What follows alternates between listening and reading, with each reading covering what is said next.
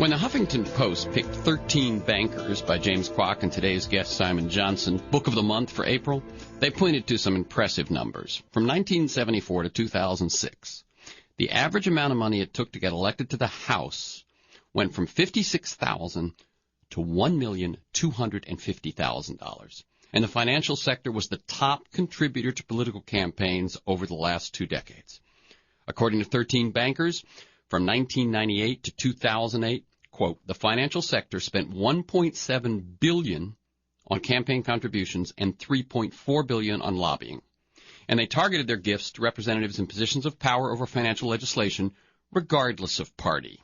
A year ago, after these banks caused the crisis that still wreaks enormous suffering on individuals and families here and abroad, Dick Durbin said of the banking lobby, they frankly own the place.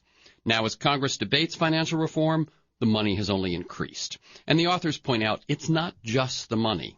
Quote, the constant flow of people from Wall Street to Washington and back ensured that important decisions were made by officials who had absorbed the financial sector's view of the world and its perspective on government policy, and who often saw their future careers on Wall Street, not Washington. Quote again, politics is like sales, write Johnson and Kwak. If you are trying to close a large deal with a major corporation, it helps to have friends on the inside. It helps to have buyers who see their fortunes aligned with yours. And it can even help to dangle the prospect of a high-paying job before the key decision-maker.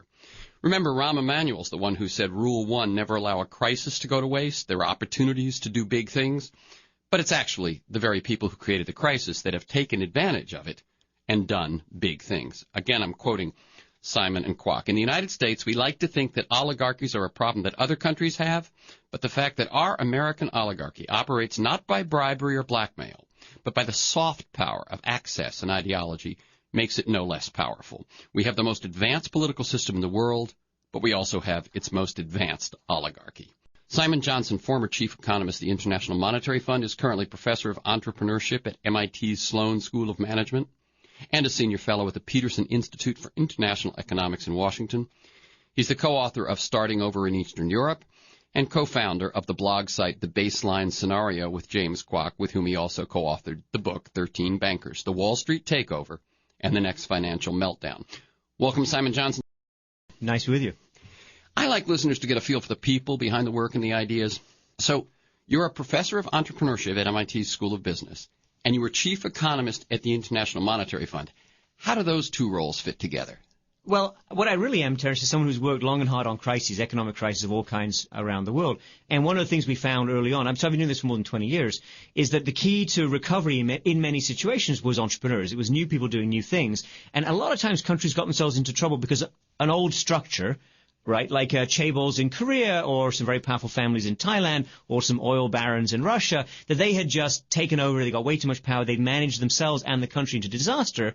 And as part of the recovery, there was a bunch of macroeconomic things. That's the chief economist of the IMF type of issues. But there's also a bunch of micro people level things which are about, letting new people come forward with new ideas and don't let them get ripped off by the old structures anymore. Okay. And now, how does your experience at the IMF inform your views, as I heard just in what you were saying, of this financial crisis and how to deal with it? Frankly, I think it's the same pattern as we've seen elsewhere. Now, obviously, the United States is different. We're richer. We have a better education level on average. We have some great technology. We have a very innovative core to this economy. We also have some deeply troubled, problematic financial structures. And specifically, I'm talking about the big banks, the 13 bankers who were saved by the Obama administration in March, April of last year, the most generous financial bailout in the history of humankind, I would argue. That's just extraordinary and actually mind-boggling. And the big banks that remain today actually were down to a big six that have become bigger as a result of the crisis, if you can believe that. Oh, yeah. And their attitude, as, for example, represented by Jamie Dimon, who's the head of J.P. Morgan Chase, one of the biggest banks, is, hey, if we're big, it's because we're good and we should be allowed to get bigger. And he says that's the market. This is not a market, Terence. This is capture of the state by some powerful interests. It is not something that is helpful to regular people, to ordinary businesses. People across the political spectrum get this, and it must stop. Very good. Let me just go back a little bit more into your background, since we have an hour here. We are going to focus on those stuff in the 13 Bankers. But you founded the Baseline Scenario blog site. And what is the Baseline Scenario? What will people find there? It's baselinescenario.com, correct? Right. One word, baselinescenario.com. What's there? And why did you found it? When I was at the IMF, my job was to work out with my colleagues and with other governments through a sort of an interesting process of interaction, and then to present to the world, where's the world economy going and why? And, we call that the baseline scenario at the IMF. And around the baseline scenario, you talk about various kinds of risks, upside and downside risks in the jargon. So when I left the IMF, I thought it would be interesting and a good idea to present to people a baseline scenario, which is not the IMF's, it's our own, but it's the same idea. Where's the global economy going and why? And as stuff happens, as news develops, you have to revise your scenario up or down or change your assessment of the balance of risks. Now, we were going to do this over some, moderately long period of time, but then I left the IMF in August 2008. The financial crisis broke in earnest massively in September 2008, so we decided to go right ahead and we started baseline scenario at that moment. Think of it as what the IMF would tell you or should tell you if it could speak truth to authority in the United States, which it can't actually. Very good. And finally, just one question about your working process. You founded Baseline Scenario, the blog site, and you wrote this book with James Kwak. I know who you are. He, I looked at, has been more an entrepreneur himself, and so how do you work together? He's actually also my brother-in-law. He's my wife's brother. We've known each other for a long time. He has a PhD in history from Berkeley. He went to work for McKinsey. He then went into the tech sector and set up his own software company. He's a Silicon Valley entrepreneur. The company's been successful. He has, in a sense, retired. He's a young guy still. And in his relative retirement, he decided to go to Yale Law School and become a public interest lawyer. Yes, I'm just a boring economist. He's a multi-talented guy. And he knows, what I think really good about the partnership is James knows an enormous amount about economics. But he's not an economist. So I think I write quite well for an economist, but that is not saying very much. Exactly. James writes well and explains things well. And I think the website, if it's been successful, well, it has been successful. It's been successful because we are relatively clear in our explanation. We run a pretty good discussion there. The commentators, for the most part, are terrific. And people can learn a lot from reading that stuff and interacting with us. Well, I'm glad I asked that because that does sound like an interesting synthesis where before you at the IMF are talking mostly to people who speak your language and so on. Now you want to speak to everyone, and sifting everything through a non-economist makes sense to me. Over the last couple of months, I actually have scheduled it so I spend every other week on politics and the economic crisis, and then I go and deal with the rest of our lives in the other weeks. I've interviewed Joseph Stiglitz, William Greider, Michael Lewis. What I noticed when I was preparing for this, Simon, was we've dealt a lot with the causes of the '08 meltdown. What we haven't dealt with much is the historical context, especially before the deregulation of the 80s and 90s. In other words, what has it been like in the U.S. from its founding? I haven't found enough time to deal with the potential solutions and what's going on in legislation. So I'd like us to make that the meat of what we do here. So in 13 Bankers, your first chapter is titled Thomas Jefferson and the Financial Aristocracy. Can you take us through briefly the U.S. history of finance's relationship with government? Yeah, absolutely. I actually think this is very important, Terence, because what we're facing today is not a one-off. It's part of a repeated cycle in American history, which begins with Jefferson. Jefferson, if you remember, had a big debate with Alexander Hamilton about the nature of the U.S. from an economic point of view, and then both of them realized that the economic structure was going to have a big impact on social structure and on political structure going forward. Now, I have to say, in that discussion, for the most part, Hamilton won, and Hamilton was actually right on a lot of things about what would make for a dynamic entrepreneurial economy. But Jefferson had a point, a very important point, which is if you let bankers get too big and too powerful, they will capture the state, they will take things over and distort them. And I think that's exactly what we've seen repeatedly. In the 1830s, Andrew Jackson faced down the second bank of the United States, run by a guy called Nicholas Biddle. There was a huge confrontation between an elected Democrat and the number one banker in the country. And against the odds, to be frank, Jackson won, and that's why his picture's on the $20 bill, by the way. And we had a good 19th century, in part, I would argue, we do argue in the book, because the way in which Jackson won and what that... And he won early in the century, and then... Well, he won just as the new industrial technologies were really coming on stream. And, you can argue about what the alternative scenarios would have been for the U.S. in the 19th century, but we certainly didn't follow a Mexico-Brazil type route, right, which could have been possible, I think, even at that point where you had a relatively strong oligarchy, new people couldn't come in to the same degree, and those societies also based largely on immigrants. Argentina would be another case, right, where they never managed to take those industrial technologies and build a broad-based mass democratic society in the way that we did with all its imperfections in the United States. But, of course, by the end of the 19th century, things are all different. By the end of the 19th century, you had this process of consolidation and mergers, and people like J.P. Morgan were rising, and there was the rise of the industrial and railroad trusts. Theodore Roosevelt decided to take that on in 1902. Again, huge showdown, which he won, probably against the odds, to be frank. He didn't fix everything. He didn't fix the financial part of it, and we talk about why in the book. And this came back to haunt us in the 1920s. And it's actually FDR who fixed that with the regulations and the rules came out. Let me take you back for a second, because I know that this actually is important to where we go from here. When Roosevelt took on the trust, I've heard you say that this was new thinking. No one quite understood that you could even question them and challenge them, and yet he moved public opinion. He was able to do it. So, one, a little bit more about the context, but two, Simon Johnson, you said he handled part of it but not the financial part. So what did he leave hanging, which then his cousin took care of years later? So there's a couple of points important here. First is that certainly within the mainstream in 1902 there was no view that monopoly was bad. Big was beautiful in America. Now you can find some precursors. You can find some, academic scribblers who had argued against monopoly, but that was not in the mainstream. There was the Sherman Antitrust Act on the books, but it had never been used successfully against industrial trusts. Okay. And the Supreme Court, the view was the Supreme Court would not uphold the use of Sherman antitrust against railroad monopolies, for example. And by the way, Theodore Roosevelt won his case 5-4 in the Supreme Court. Now, out of that came a lot of good things, but it was 5-4, all right?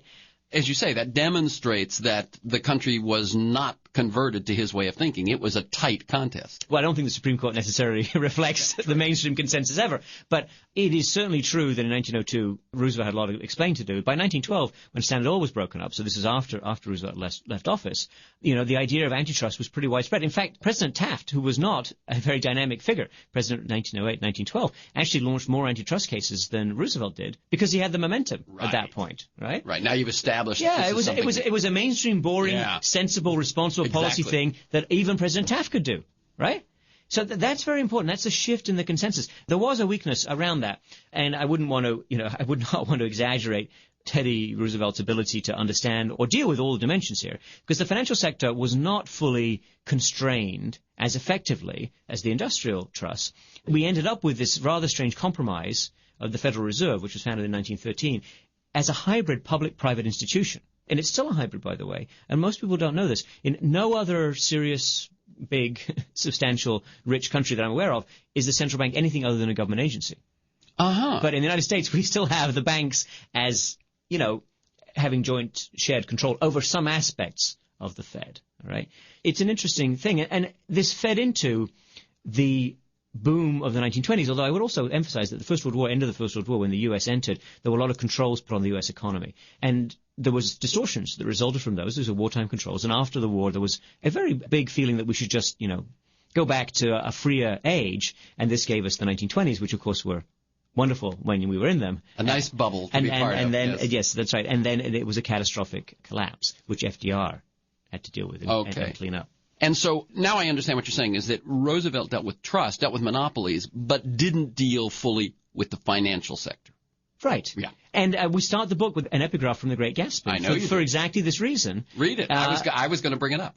And this is a link between the system and the individuals, right? They were careless people, Tom and Daisy. They smashed up things and creatures and then retreated back into their money or their vast carelessness or whatever it was that kept them together and let other people clean up the mess they had made. That's the Great Gatsby, right? That's the 20s. That's also today. Yeah. Yeah. No, it's interesting. I actually just read that book for the first time this year.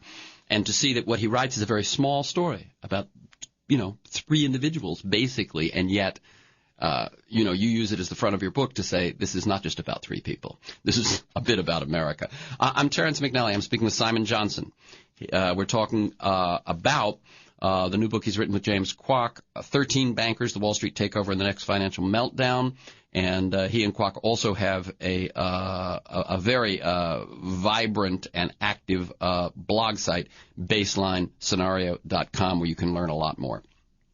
From Roosevelt to deregulation, what happened besides the fact that we had a war and we had a good stretch? I mean, America from World War II to 1973, which is when real wages started falling and when oil started tightening up, we had a good run there. What was going on? We had a great run. And it's very important, Terrence, to remember we started a lot of new companies, a lot of new ideas. It was a great time to be middle class or lower middle class and trying to work your way up in America. We really had the social mobility we talk about at that point. We had a lot of venture capital, too. We had the beginnings of Silicon Valley. We had new companies. We had new technology. It's very important because in that context of risk-taking and innovation entrepreneurship, the financial sector was relatively controlled. The banks did not get out of hand, all right? There is an idea that, for example, Goldman Sachs tries to impress on everyone today, that we need Goldman Sachs in order to take risk in America. That's fundamentally at odds with the historical record. Banking in the 50s, 60s, and into the 70s was safe. It was relatively well paid. It was also boring. There's so-called 3-6-3 banking. You pay 3% on deposits, you lend it out at 6%, and you're on the golf course by 3 o'clock in the afternoon. So it wasn't a bad job, don't get me wrong. I don't think there were a lot of poor bankers out there, but they did not have the ability to take the kind of destabilizing risks that they developed once regulation took hold as we moved into the 80s and particularly into the 90s. Deregulation. Yeah. And so what were the prime deregulations that happened, and what was the rationale at the time? Now, remember, what I'm saying here is contextually, they were not as powerful. Nowadays, or prior to the, nowadays true, that what we're saying is still true, but prior to the crash, they could dictate. Government did what they wanted. That wasn't so true. They weren't as powerful. So what was it that fed this deregulation? It's an interesting story, and that's I'd say the middle third of the book. Actually, there was a review this week from Business Week where they said they loved the beginning of the book and the end of the book, but they thought the middle of the book, while meticulously researched, was completely obvious and everybody knew this by now, which I thought was very encouraging. I didn't know that. I was very pleased, Terence, to learn that the things we've been arguing for really hard against a lot of opposition over the past couple of years are actually now the mainstream. So I'm delighted to job well done. Declare victory. So. Because it is an interesting history, and it is not a conspiracy. It is not a deliberate, three guys got together and said, hey, let's go build an incredibly dangerous system. It was a series of public policy moves, of course, influenced massively by the Reagan Revolution and that broad sort of deregulation. That worldview. Worldview, and it's about Margaret Thatcher as well, and it's not just the United States, although the U.S. was the heart of it. And it's actually, Reagan drew very deeply on the same kind of thinking from the 1920s, by the way. Talk about historical parallels. You can go back and look at a lot of things Herbert Hoover used to say and believe in, and then see that picked up by Ronald Reagan. So it's a cycle. What's interesting is the crisis took longer to happen. Yes, and that's for a number of reasons, including the fact that in the 80s, the Democrats controlled Congress, and they generally resisted most of what Reagan wanted to do. The savings and loan would be an exception. The savings and loan did lead to a crisis in the deregulation and partial distortion of that market did lead to a crisis fairly immediately. But there was a lot of incremental change which really picked up pace and became more complete when what I would call the Wall Street wing of the Democratic Party, led by Robert Rubin, prevailed within the Clinton administration. So, in other words, just for folks, Reagan had a worldview. Reagan had a belief, but there was a counterbalance. The Democrats were suspicious, with good reason. And once Clinton got into office, in fact, there was little counterbalance. Well, in the first 2 years, as you know, of the Clinton administration, there were strong forces within the Clinton administration. Robert Reich pushing more towards a controlled structure and being much more profoundly suspicious of the financial sector, and a Robert Rubin pushing the other way. And Rubin, of course, became Secretary of the Treasury. After basically 2 years, the Clinton administration changed course. And from that point on, it became very pro-market and very much a deregulating, force of deregulation. And this, of course, lined up with Alan Greenspan, who, is the ultimate representation of Ronald Reagan and even more extreme free market ideas. Ayn Rand. Absolutely. And so Greenspan plus Rubin, Arthur Levitt actually freely concedes he was on board now. Arthur Levitt at SEC? Absolutely. Larry Summers, who was Deputy Treasury Secretary, very influential on the intellectual side, who in the 1980s, fascinatingly enough, as an academic, had written some of the early papers that were skeptical of the free market view. In the 1990s, when he's working with Mr. Rubin, he goes exactly the opposite way. And of course, there was one person, and precisely one person, who opposed this. Her name was Brooksley Born. Yes. She was the head of the CFTC, which is the regulator that watches over regulated derivatives, and there are some. And she wanted to extend the remit, the scope of her committee to take in all these over-the-counter derivatives. And in an interesting and curious, completely coincidental echo of the 13 bankers who finally got the bailout, in March 2009 from the Obama administration, in early 1998, when Brooksley Born was trying to rein in over-the-counter derivatives, and she was far ahead of her time. The levels of risk that we've seen subsequently were nothing. What she saw then was nothing compared to what came later. The amount of leverage and the amount of risk. Absolutely. She was... she sniffed it early. Exactly. And Larry Summers called her up. and this is this has been reported in the press, and this is not contested by the protagonist in the story. Larry Summers called her up and said, Brooksley, I have 13 bankers in my office, and they say if you regulate over-the-counter derivatives, you will cause the greatest crisis in the financial system since World War II.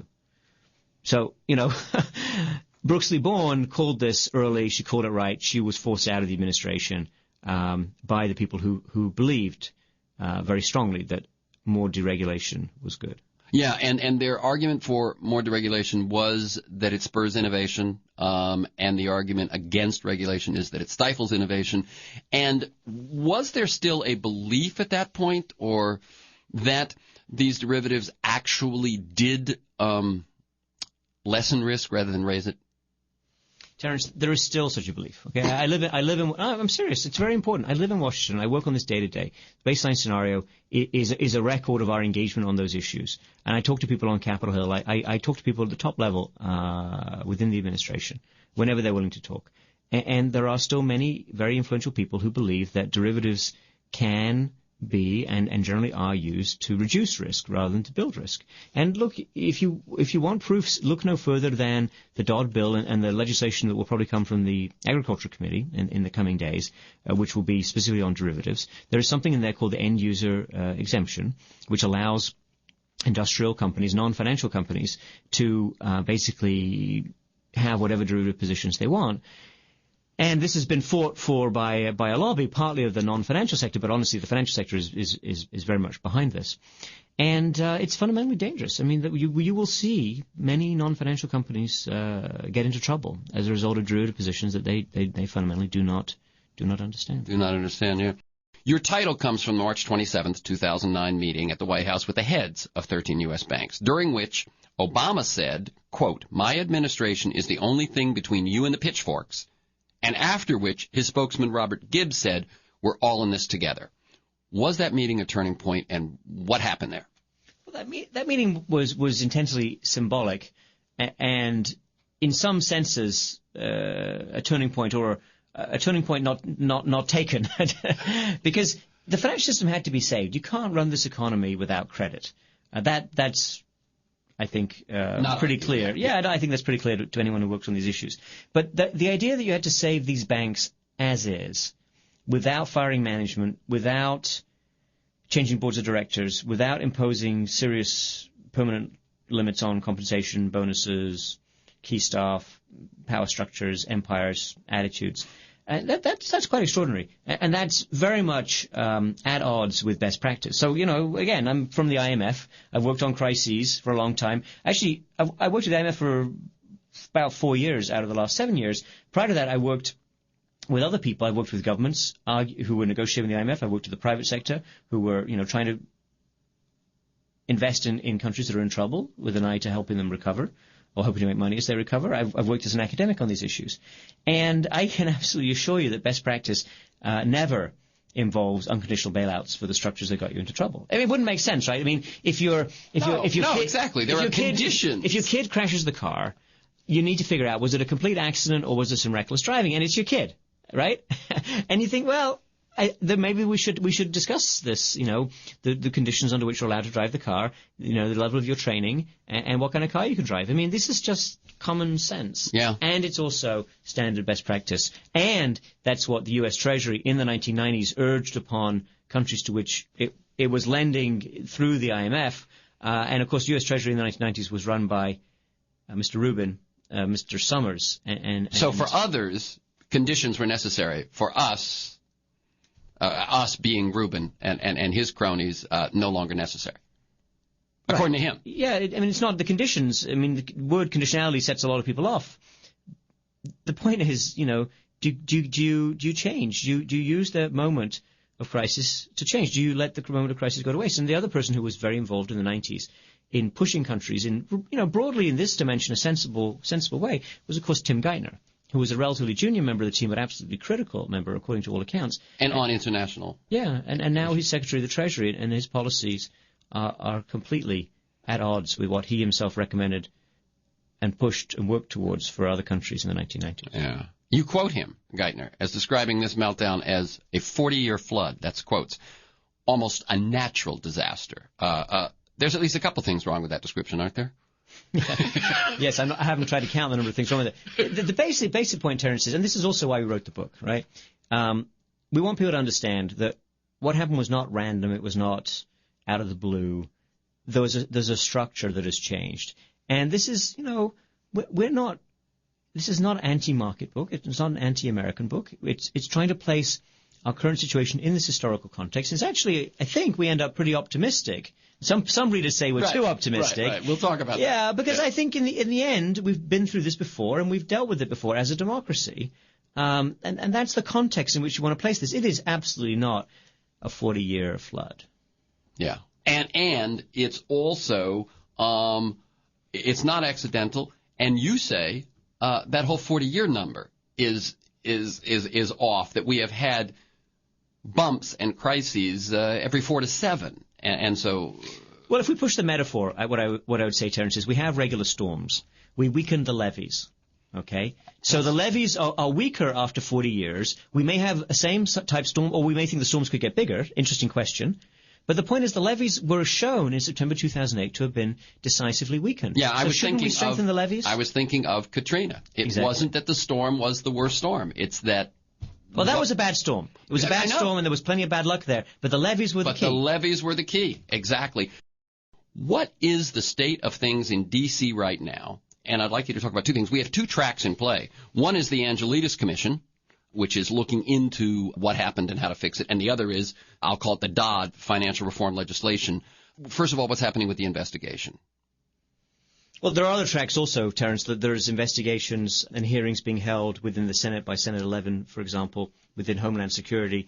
And there are other hearings that I think are going to develop, particularly because this week we had huge news about Goldman Sachs being sued with a civil action for fraud by the SEC. Now, that's going to play into both the Angelides inquiry and, I think, into the Dodd bill and the discussion. What does that mean? In other words, not what's the definition of it, but what's the implication of the SEC actually suing Goldman Sachs? I mean, many of us, I think, would have thought they'll never do that. Well, Senator Ted Kaufman of Delaware, who is an appointed senator, is appointed to Joe Biden's seat, and he's not running for re-election, has been speaking with great clarity on this issue. And he gave a great speech a couple of weeks ago saying, the fraud that's still at the heart of Wall Street, basically arguing that these big Wall Street firms, in addition to all the other problems and issues, have been mistreating and ripping off their customers. And I think when he gave that speech, a lot of people thought he was kind of pushing it a little bit. But what we're seeing from with this action of the SEC today, which is one specific case, one specific instance, is confirmation of a broad pattern of behavior. And also Senator Levin's hearings this week on Washington Mutual. On Washington Mutual, on WAMU, were in a slightly different context, hitting exactly the same point. And, of course, we also had the Valukas report on Lehman. On Lehman, a month ago? Right, which focused on the way in which Lehman essentially misled investors and also suggested strongly that there would be civil action, at least, against Lehman. And now, you keep saying civil action. It is difficult to succeed in criminal action in these sorts of cases? Well, I'm not a lawyer, and my knowledge of criminal action is limited, but as you know, there are different standards of evidence that you have to present. You need much more evidence for criminal cases. And remember, these cases are complex, right? And if you're going before a jury, which presumably is where you're going, the record of pursuing serious fraud in the Anglo-American legal system is pretty mixed. And the more complex the issues, the less likely that jury of your peers is going to be the place that's really going to be handled. I think you should presume that the defendants in these cases will have the very best legal representation. And, yes, I think the complexity is something that can be used in this instance to their advantage. So, I think the SEC is stacked. I know the SEC has got plenty of good lawyers who would like to make progress on this, and the Department of Justice is the same way. Now, by the way, the SEC in the Bush administration under, I forget the first person, but then Cox, who was, he seemed like the absolutely worst person from my point of view from his history. Has there been a change at the SEC, or has it just gotten so bad that they finally took action? That's a good question. They've certainly taken action. Let's see how far this goes, and let's judge them based on the results. Right. I have consistently held to the view that the people appointed by President Obama can do this job. They just need different policies and different leadership from the top. So I welcome what they did this week, and I look forward with eager anticipation to further cases. Now, there was also a case recently, the Connecticut Attorney General has, I believe, filed suit against the ratings agencies, or I'm not sure what exactly the term is, but he's prosecuting the rating agencies for fraud or negligence. Are you aware of that one? That one I'm not up on. Well, I mean, let's talk for a second about Sure. the rating agencies. I mean, obviously, in this kind of game, if you will, one of the important referees is the rating agencies. They took credit default swaps and even later collateralized debt obligations, which contained, as we know, terrible trash, and kept rating them A. They were also paid for those ratings by the financial giants whose products they were rating. What's your sense of that? And was that negligent, or I mean negligent like on the level of criminality? Well, I'm not in a position to take a view on the legality. Yeah, what you can get them for. Clearly, there's massive conflicts of interest in that system, and it's deeply broken. They were rating them AAA, by the way. They were saying these are as safe as U.S. Treasuries. Yeah. And that's a fascinating question: why they believe that, and to what extent they truly believe that.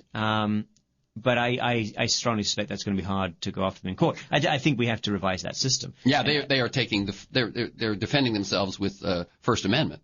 That all they gave was opinions, free speech. I mean, this is nutty because trillions of dollars were lost based on their recommendations. This is not just an opinion. Okay, let's move from the investigations to the legislative proposals that are now in motion. What is happening right now? Well, there is a bill that has passed the House, as you know, end of last year, and there is now a bill coming to the floor of the Senate, probably in a week or so, the so-called Dodd bill coming from the Senate Banking Committee. And the issue before us is very much whether this bill will get stronger or weaker. And I think in that context, the case brought against Goldman Sachs will definitely push things towards the stronger side. And how so? In other words, it obviously doesn't change anything really about what's needed, but you're saying that it will embolden those people who call for serious reform? I think it's an enormous, an unambiguous validation of the views of Ted Kaufman, Senators Levin, Merkley, and Brown from the Sherrod Democratic Brown side. of Ohio. Exactly. And Jeff Merkley of Oregon. And they have been arguing and pushing hard and proposing amendments that would strengthen the legislation. And I think, honestly, if we got what they're arguing for, this would be a good round on legislation. I personally think we'll have to come back for more later. But at least to our way of thinking, the Dodd bill could become good, not great, but good and worth supporting, or it could become mush.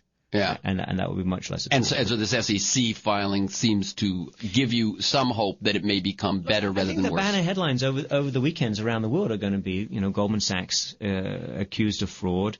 Goldman Sachs is accused of mistreating its customers. Goldman Sachs' stock price has fallen sharply, at least that, as we speak now, that's the case. Goldman Sachs, the best connected bank in the United States, not at all the low-hanging fruit from the point of view of pursuing them, is in serious trouble. And I think that is a simple point. It's a very clear point. You can write it in a headline. You can explain it in 300 words. And I think unlike a derivative, this is not complex. Exactly. Well, it is. I mean, obviously there was. But I mean, the message. Correct. This is like Enron and its oil barges, Nigerian oil barges. Right. It was a complex deal. Enron was doing a lot of stuff that's hard to explain, but they engaged in a fraudulent transaction. Merrill Lynch helped them. People went to jail. And Arthur Andersen completely disappeared. Arthur Andersen, as an accounting firm, went out of business. Yeah. Just to be a little bit more specific, what are the strengths and weaknesses of the current proposals? How could they get better? How could they get mushy? If you can give us just a little bit of that as it stands today. So there are three pieces to the legislation. There's a consumer protection piece, which really, to be effective, requires establishment of a strong, sufficiently independent agency. And Elizabeth Warren has been pushing this for a long time, and there I would suggest people who are interested watch carefully what Elizabeth says, and if Elizabeth buys into and says this is enough and we can make it work, then I would support her. The second part is around derivatives, and that I would absolutely concede and agree is the most complicated part. I actually think we'll make a little bit of progress, but not too much. Now, would progress be that at the most simple level, that so much of that was designed and to my mind, and built up because it was unregulated? That was a place they could play outside of government eyes. Are we talking about just making them through exchanges that are transparent? Yes. The extent of progress there should be measured as how much of those transactions come onto regulated exchanges, and the extent to which people have to hold a lot more capital against that, so it becomes less speculative. But unfortunately, that there is, as I mentioned, this so-called end-user lobby that is very powerful, that has already got a lot of exemptions into that, and because of the power of that lobby, I think. So who is the end user lobby? Well, the end user lobby is actually J.P. Morgan Chase and its friends, so it's the working with companies. Their end users. Yes. So I mean, this is a pretty unholy alliance, and I'm very sympathetic on this point to Senator Dodd's people, for example, who've had to fight against them. And this is one reason we'll have to come back around for more progress on derivatives. But I think that the key issue, the real central part of the debate, which could go either way right now, is on the so-called too big to fail side. The third side. one. Yeah, the third piece of it. See, our view, and the view of these Democratic senators, who I think are exactly on the right page, is that you should combine everything in the Dodd bill, take all of that, plus put a hard cap on the size and arguably also the leverage, the amount of borrowing that you can have in our biggest banks.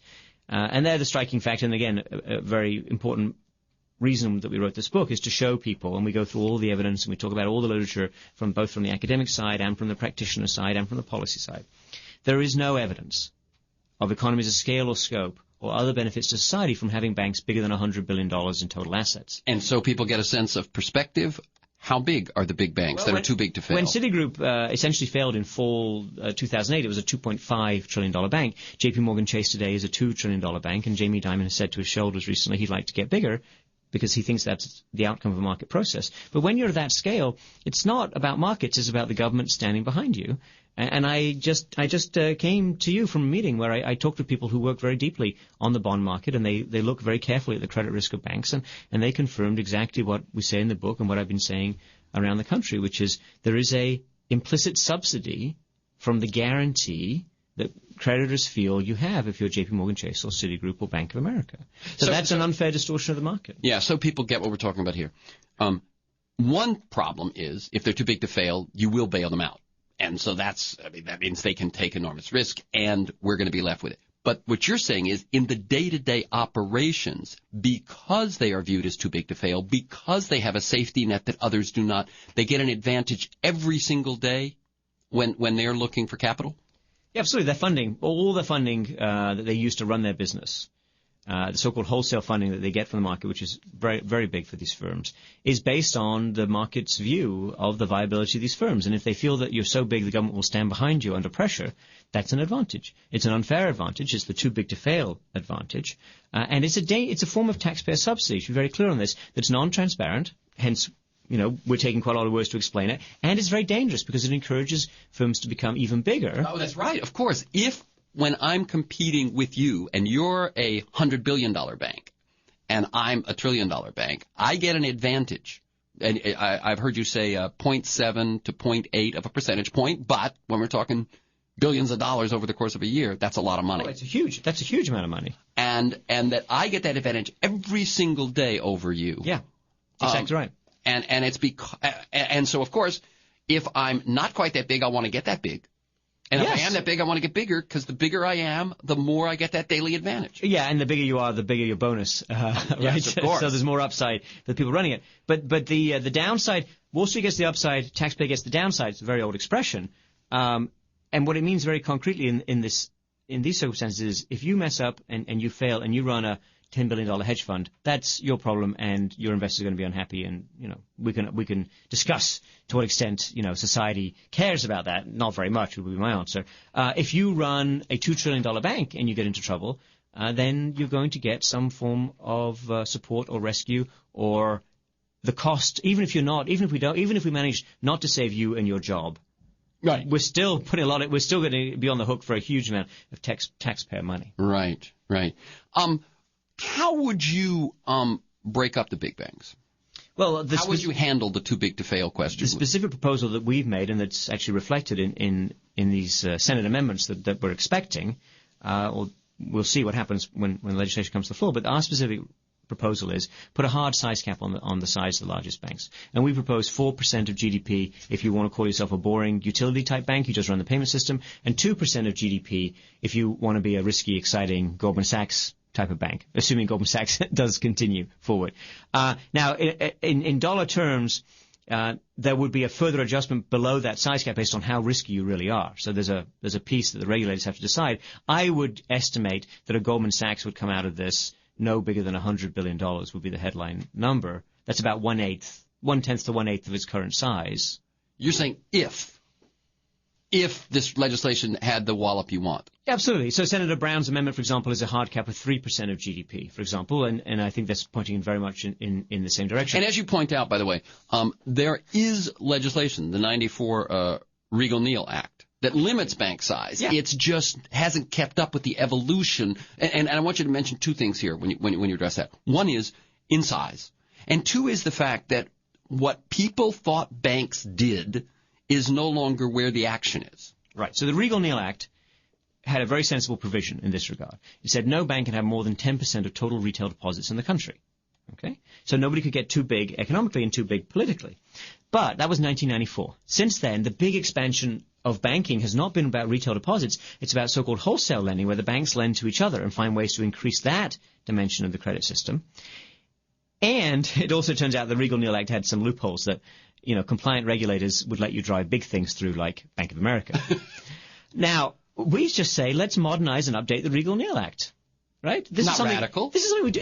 In America, we do this all the time. It's a very practical nation. As the world changes, which it does every day, we recognize the need to modernize our legislation. Right. If car design changes, you change your safety requirements. Absolutely. If financial design changes, you change your safety requirements. If somebody invents an airbag, the car analogy is good. If somebody invents airbags, you then have to think about the rules around, do you want the airbag to inflate if a small person, very light person, is sitting in the front passenger seat, right? Right. Because that was not an issue before the airbag existed. So the massive expansion of wholesale financing around banks doesn't mean that we should ban wholesale financing or close down our entire banking system. It means we should update and modernize the rules around this. And this specifically means, in our context, in addition to everything else on the table, we should put a hard size cap on the size of our largest banks. And the likelihood of that happening, do you have any sense? Well, prior to the SEC suing Goldman Sachs for fraud, I was saying it was a small chance, perhaps 5%. But this is a game changer. This is I would call this. So I'm actually interviewing. This is Friday morning. The news has just broken. You're as curious to see how this plays out as anyone else. Well, if I wasn't talking to you, Terence, I would be continuing to work the phones across the country and even fielding calls from outside the country. People arguing and discussing with me what's going on and what this means and so on. I think, Terence, this is I'm still in my first reaction to this. Right. But I'm calling this a Pecora moment. Ferdinand Pecora, remember, was the guy in the 1930s who brought effective prosecutorial type investigation. It was actually through the Senate committee. Right. In other words, what the Angelides Commission is today was the Pecora Commission there, only the Pecora Commission, we don't know how the Angelides Commission is going to turn out, but the Pecora Commission had some teeth and took some bite. Well, Pecora wasn't actually a commission. Pecora was a committee of the Senate, and he was the chief counsel, and he had a much more investigative, hard-nosed attack approach than the Angelides Commission has been able to put together so far. But the analogy is a good one, and the point is that Pecora nailed the big financial guys for fraud. Actually, tax fraud in many cases, and it also made them look really bad. And that's important because you got to get this through. It has to break through people's consciousness. It has to be in a form that you can. The headline tells you everything, and the 300-word editorial absolutely nails it. And we have it now. And what you're saying there is that for the mood in the country, in other words, we know that the senators, legislators who are making these decisions get an awful lot of money from the financial sector. So there has to be a countervailing force of public opinion that gives them the strength to take action that their funders don't want. Absolutely. In fact, taking money from Goldman Sachs now should be regarded as a toxic asset. Ah. If you took money from Goldman Sachs, and if you're listening to the show, I strongly advise you to return it on Monday morning. And Goldman Sachs was, I believe, the largest contributor to the Obama campaign in 2008. I haven't had a chance to go check that, but now you say it, Terence, I will go look that up. Yeah, and I'm not absolutely certain, but I believe I read that in the last few days. Okay. Your title includes the words "the next financial meltdown." Is another inevitable, and if so, why? When? Well, the when is always the hardest question. The why is obvious. I mean, if the structure changed in a way to become dangerous, caused a mega crisis, and we didn't fix it, how would you expect any other outcome? I mean, this is not a go down and stay down type situation. It's a go down, take a massive hit, lose 8 million jobs, run up a huge amount of government debt trying to prevent a second Great Depression, narrowly escape that, but you don't change the structure of the financial system. You give them the same incentives. They're too big to fail. I think, Terence, a very good definition of insanity that is in the popular culture is that insanity is repeating the same thing over and over again and expecting different outcomes. Okay, so in other words, your whole thing, the book says the next financial meltdown, the if there is, or the unless is, unless we really take strong action in terms of reducing these too big to fails in size. And we didn't talk about leverage. What looks like it's happening and what needs to happen in terms of leverage. And leverage is how much risk they can take in terms of the dollar you have to back up what you're playing with. Is that pretty much true? Absolutely. Yeah. The leverage thing is hard to know where that's going. I think the size cap, it's clearer, more people can understand it, more people can rally around it. There are, unfortunately, limits to what you can legislate. Some things have to be left to the real detail guys. And the size cap is something that you can put in a statute. That will be very hard. You can make it hard to overturn that. You can make it hard for the regulators to not force compliance with it. Leverage will depend on regulators, and honestly, another reason I wrote the book is to try and change the consensus and address the ideology, because the regulators have to change their minds. It is striking that some of the leading thinkers in the United Kingdom, Mervyn King, head of the Bank of England, Andrew Haldane, Director for Financial Stability at the Bank of England, Adair Turner, head of the financial supervisors in the UK. They all get this, Terence. They could all come on your show, if they were willing, next time they're out here, and have exactly the same sort of conversation. They would sit there and have your point of view. Well, they might be a little less blunt on their language than me, but yes, they get this. Now, in the US, who do we have in the official side who gets this? Thomas Hoenig, president of the Kansas City Fed. Richard Fisher, president of the Dallas Fed. Now, these are good guys. This is what you need. And maybe there are one or two other people in the Federal Reserve System, but that's it. I haven't heard anybody, for example, from the Board of Governors of the Federal Reserve say anything sensible at all on this issue. Yeah. It looks to me, one of the things you point out when you hearken back to the 1900s and so on is oligarchy. And back then it was the big trusts, it was the railroads and so on. And now one of the things that I first learned from Kevin Phillips in when we discussed bad money is the enormous growth of the financial sector from 7% of the economy to 20% over basically the period we're talking about, right, from the mid-'70s to the present. Well, it depends how you define it and measure it. I mean, I would use a somewhat narrower definition perhaps than Kevin does, and there we have a movement from, in terms of percent of GDP, from 3-4% to 8%. But the key, that's not the big number to focus on. The big number to focus on is the compensation and the share of corporate profits, where the finance peaked at an unbelievable 40% of total corporate profits in the early 2000s. Total corporate profits go to finance. 40% went, to finance. Oh my God, 40%. And we may see something similar this year. Right. Depending on how the economy it looks to me, and maybe I'm off in my definition, but it looks to me like we have a number of sort of oligarchic industries, not just finance, but in energy, in healthcare, in agriculture, that end up driving this allegedly representative government in ways that no longer are representative. Well, I think that's fair, and I think that's also goes back to Jefferson, right? Now, Jefferson had his own idea about what should be the economic basis of the country and the social basis, and I'm not sure you would buy into his view of either small farmers or slavery. Right, either. But small farmers with slaves. Yes. Right, but the rise of corporate America and the political rights of corporations are, without question, a big issue for us to address going forward. Nothing scares me like finance scares me. Okay, Terence, because nothing can do as much damage as finance. Right. And that's very important. I do think that this is a winnable battle, that we can take this on, and if we as the public, as the voters, prevail in a productive manner, we can go on to address these other issues too. Let me say, if I gave you 1 minute to explain your optimism, what is it? I'm an immigrant. I became an American. I opted into this system. I chose to become a citizen. And I studied long and hard for the citizenship test, actually. I took that seriously. What I learned from that, and what I learned from working on this economy and writing this book, is that we've been through this before. You know, the American democracy was not given easily or lightly. It was taken, and it was taken with great insistence and perseverance. And it has been confronted from the outside and also from the inside repeatedly. And from the inside, it's the concentrated financial and industrial interests that have risen up that are actually a product of our innovativeness and our entrepreneurship in this country. New people can set up new things. They're unregulated at the beginning. You make a ton of money. You plow that into politics. You buy yourself favor. And it's a cycle we go through, Terence. And every time we face this so far, 200 years of the Republic, we, the Democrats, have won. And we just have to do it again. Is that small d Democrats? I can do small d or big D, depending on who wants to come with me. The blurbs in the book, by the way, on the back cover, and we put a lot of them in the front to show this, are from the right, the left, and the center. Okay? A lot of people get this. What I just said to you was a free market philosophy. Right? Exactly. Recognizing that the people who go free can go unregulated and make a ton of money and destroy the free market basis of our economy. Roosevelt saved capitalism.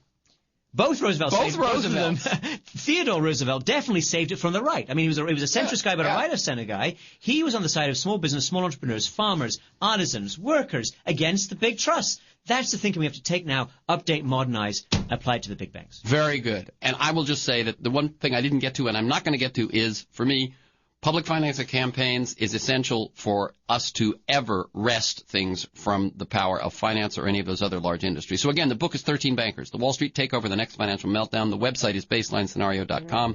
You can listen to this week's conversation and many others at any time during the week by linking to the podcast. You can also sign up to have it delivered to you weekly either at iTunes or at my website, terrencemcnally.net, TerrenceMcNally, terrencemcnally.net. For podcast articles and transcripts, go to that website. If you want to receive my weekly email announcement, you can sign up there or email me at temcnally@mac.com. Thank you, Simon Johnson. Keep up the good work. You too.